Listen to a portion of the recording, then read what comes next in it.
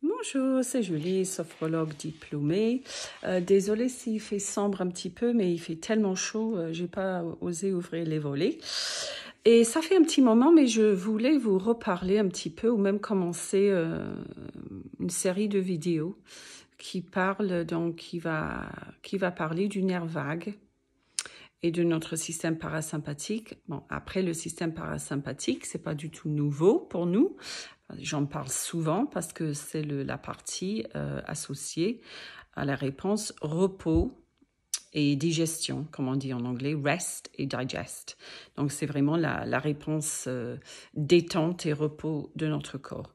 Sauf que aussi, le nerf vague peut déclencher une stratégie, une réaction du système de stress. Donc, j'ai souvent parlé du côté combat-fuite qui est géré par la partie sympathique. Mais là, ça me parle beaucoup en ce moment. J'ai eu un petit déclic que face à nos symptômes, que ça soit une seule fois où c'était vraiment intense ou répété, qui est souvent le cas, face à nos symptômes, on se trouve, donc on a le système de stress qui se met en route face aux symptômes parce que le cerveau a appris que ces symptômes-là sont dangereux, enfin, il les prend comme étant dangereux.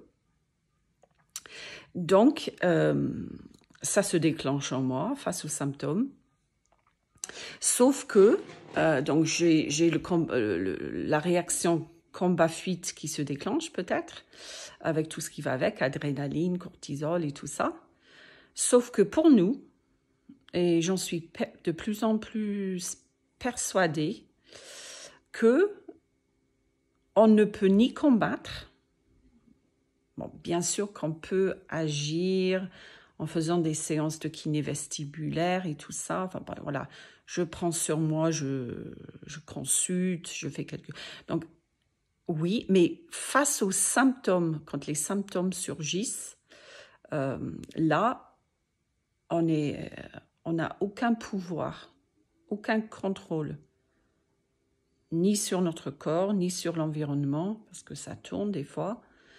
Donc, combattre ou fuir, même si on se déplace, les symptômes se déplacent avec nous. Donc, on ne peut pas.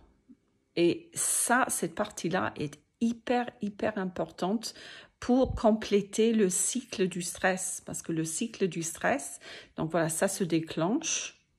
Ça me pousse à agir, à bouger, à brûler l'adrénaline, à faire quelque chose afin de revenir un petit peu à l'état normal, on va dire, pour pouvoir ensuite déclencher la fameuse réponse détente-repos, donc qui est le parasympathique. Donc ça, pour nous, on ne peut pas compléter le cycle. On peut ni combattre, ni fuir nos symptômes. Donc, je dis, c'est que ma théorie, hein, mais ça me paraît tellement logique que le système nerveux autonome va plutôt choisir la troisième stratégie, et c'est donc figer ou immobilisation. Donc, ce qui est intéressant, c'est que, enfin, je le savais déjà ça, mais dans ma tête, immobilisation, c'est pas ça. Mais en fait, c'est pas nécessairement figé. Donc, ce qui se passe, donc cette fois-ci, donc comme je dis, c'est contrôlé par le nerf vague, donc côté parasympathique, pas sympathique. Et donc, l'idée, c'est que, et c'est relié un petit peu à une réponse, un réflexe, je ne sais pas comment dire en français, orienting, donc ce réflexe de qu'est-ce qui se passe. Donc ça comprend souvent les mouvements de la tête et tout ça. Qu'est-ce qui se passe? Donc en fait, quand le système nerveux autonome déclenche cette stratégie-là, Bon, après, il y a plein d'effets physiologiques, mais par exemple, contrairement à la réponse type combat-fuite, là, mon cœur, par exemple, ne va pas s'emballer. Les battements cardiaques peuvent même diminuer. Donc là, je suis vraiment dans un état de « qu'est-ce qui se passe? Qu'est-ce qui se passe ?»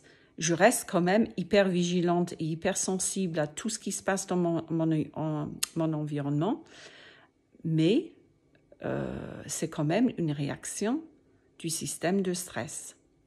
Et donc là, je suis déjà à 5 minutes. Je vais m'arrêter là aujourd'hui. Mais très brièvement, on va dire, pourquoi, bon, je pense que j'ai déjà un peu évoqué la réponse, mais pourquoi le système nerveux choisit cette réponse plutôt que combat-fuite?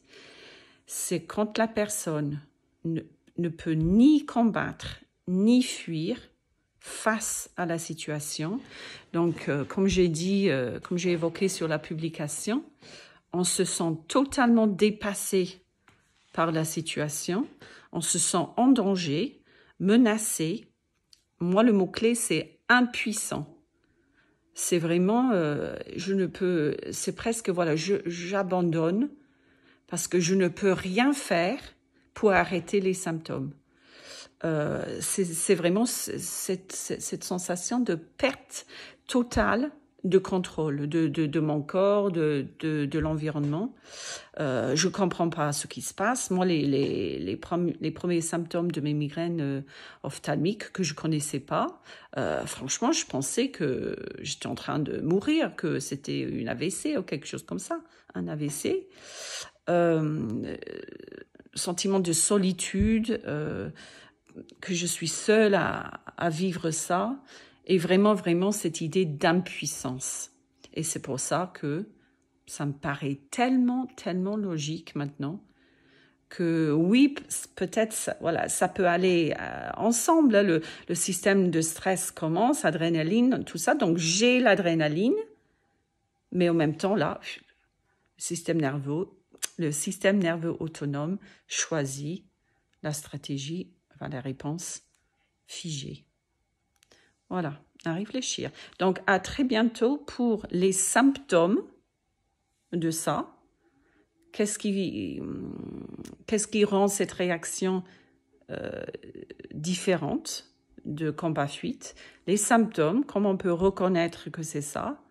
Et puis, bien sûr, les solutions. Ça ne change pas grand-chose. En fait, ce sont des solutions dont j'ai déjà parlé, mais au moins, là, je vais pouvoir les lister. Beaucoup d'outils d'enracinement, en anglais on dit grounding, super important. Et voilà. Allez, je suis passionnée par ça, donc j'aurai plein de vidéos pour la suite. Si vous ne voulez pas rater la suite, abonnez-vous. Au revoir. Courage à tous.